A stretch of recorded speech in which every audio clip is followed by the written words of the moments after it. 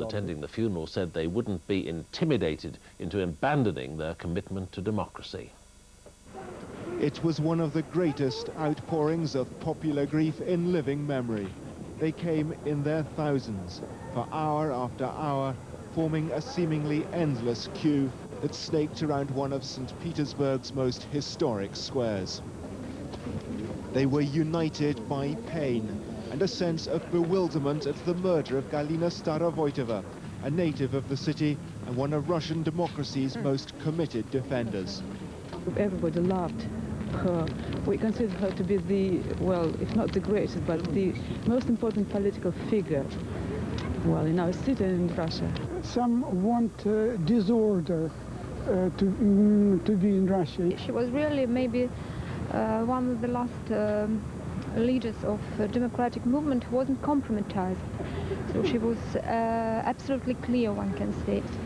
Inside the hall where Galina Starovoitova's body lay in state, sadness hung heavy in the air. The men and women she had represented filed past her in silence, some touching the coffin in a last parting gesture, others barely able to tear themselves away.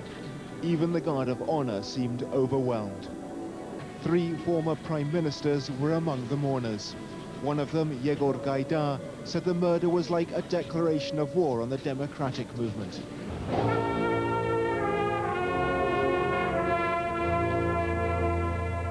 Her death strikes a devastating blow to the democratic movement she helped found. But amid the tears at the cemetery where she was laid to rest today, there was a mood of determination, and a feeling too that it was time for Russia's fractious democrats to unite. The people who have come here today to pay their last respects to Galina Starovoitova are convinced her murder was a warning from the opponents of democracy. It's decades since society here was so divided. A new battle is beginning for the soul of Russia. Robert Parsons, BBC News, St. Petersburg. Northern Ireland's Deputy First Minister Seamus Mallon is warning that the good seriously delayed by the crisis in the peace process. For most Palestinians, the airport is a symbol of growing independence, marking the opening up of the Gaza Strip to the outside world. There was excitement and expectation from just after dawn. For Palestinians, Gaza airport symbolizes freedom. By the time Yasser Arafat's motorcade arrived, they were ready. The first flight came from Cairo. The people on board were welcomed like heroes. Among them were famous Egyptian film stars. It was a touch of glamour for Palestinians who haven't had much to celebrate recently. The airport was held up by the crisis in the peace process. But now it's open, Yasser Arafat and most Palestinians think it's a real step towards establishing an independent state. He has something new and concrete to show for the peace agreements he's made with Israel. This is a very important time for us to open our airport after it had been delayed, as you know, more than 2 years, which means that what had been agreed upon in the White House and in the Wye River is going on in its accurate implementation. And the next thing is a state? Definitely. But Israelis were on the tarmac too. They've kept control of security. The Israeli presence is temporary, say Arafat's officials, but his Palestinian critics believe it shows Israel still controls what happens here. After a half-hearted attempt to stop it, Arafat's police allowed a demonstration by the families of Palestinians in Israeli jails. The airport's great, she said, but we want our boys back.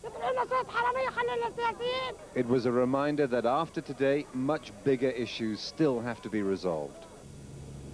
The flights kept on coming. Today, they were just for VIPs, but once the celebrations end, the Palestinians are hoping to expand their commercial operations fast and even make money out of the Israelis by undercutting their fares. In the end, it was Yasser Arafat's day. He's desperate to bring his people home to an independent Palestinian state. The biggest cheer came when a Palestine Airlines flight landed. Opening the airport should make the peace process more popular among Palestinians who've got very cynical about it. but it's only a symbol of statehood. Palestinians want the real thing, fast, perhaps even next year. And today's Palestinian hopes will vanish if the peace process, which is still very fragile, lurches back into crisis, and the airport becomes just something else for them to fight about. Jeremy Bowen, BBC News at Gaza International Airport. The Attorney General of the United States, Janet Reno, has decided not to appoint an independent counsel to investigate allegations that Vice President Al Gore lied about party fundraising. He was being investigated following allegation that funds he raised during the 1996 presidential election were over the legal limit. A full inquiry could have seriously embarrassed Al Gore, who's hoping to be the next Democratic presidential candidate. Two of America's biggest computer companies have merged, forming the first serious rival for years to take on the software giant Microsoft. One household name in the internet world, America Online, has taken over another, Netscape, in a deal worth almost £2.5 billion. A third company, Sun Microsystems, will help take the new firm into the increasingly popular world of online shopping. The news of an imminent merger between America Online and Netscape Communications has created great excitement from Silicon Valley to Wall Street, where internet stocks have been rising again today. America Online says the move will turbocharge e-commerce, in other words, create a huge expansion of shopping activity on the internet. Experts agree, saying that AOL could have found a perfect match. It has 14 million potential customers for all sorts of things like cars, records, CDs, books, anything that you want to buy over the internet. Netscape, on the other hand, has made a living for itself selling software to businesses that want to serve the internet. So you have a coming together of customers and traders in a very powerful way. But this vision of a worldwide marketplace focused on glossy adverts, online ordering and screen-to-home deliveries isn't for everybody.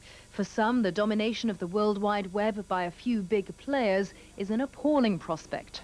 If you like the whole world to look like American Online and Microsoft Network, I guess this is good news. But if you think that you have a different vision for the internet, one that's not chock full of advertisements and commercialism and things like that, and where the user has more control over their navigation, then this is a terrible merger. What's certain is that the deal will change the landscape for the industry giant, the Microsoft Corporation. Its billionaire chairman, Bill Gates, is currently having to defend himself in the courts against accusations that he's stifled competition. But his lawyers say today's news proves their rivals are in good shape. Whatever this means for Microsoft, the merger will represent a substantial business boost for America Online and a new lease of life for Netscape. Together, it's estimated they'll be able to reach 70% of internet users. Philippa Thomas, BBC News, Washington. Some news, some good news. Just in, a 3-year-old girl